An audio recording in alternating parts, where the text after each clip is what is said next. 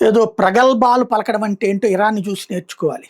వరుసబెట్టి ఎదురు దెబ్బలు తింటోంది. కాపోతే వాళ్ళకున్నటువంటి మత పిచ్చగాళ్ళ కారణంగా అబ్బో! ఇరాన్ సక్సెస్ అయిపోయింది. అమెరికాకి అక్కడ ముడ్డి మీద వాత పడింది, నెత్తి మీద మొట్టికాయ పడింది అని చెప్తున్నారు గానీ, ఇక్కడ తలకాయలే పగిలినాయి అనేది డౌన్ ప్లే చేస్తున్నారు. అక్కడ ఇరాన్‌కి సంబంధించినటువంటి విదేశాంగ మంత్రి గారు అగార్చి గారు ఏం చెప్తారంటే, మేము కాల్పుల విరమణ ఒప్పందం అని మా దగ్గరకొస్తున్నాం. మేము ఒప్పుకోవట్లేదు.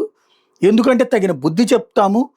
అమెరికా తప్పు చేసింది కాబట్టి దానికి సీజ్ ఫైర్‌కి అదే మా ముందుకొస్తుంది.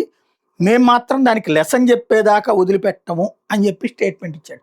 ఇట్లాగే చెప్పిన లర్జానీ పోయాడు. ఇప్పుడు అగాచి పోతాడేమో చూసుకోవాలి.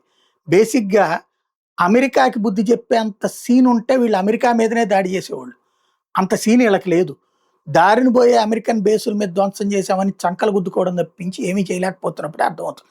కానీ వాళ్ళ ప్రజలకి సంతృప్తి పరచడానికి లేదా వాళ్ళని నమ్మే మత మూర్ఖులని సంతృప్తి పరచడానికి ఈ ప్రయత్నం చేస్తోంది.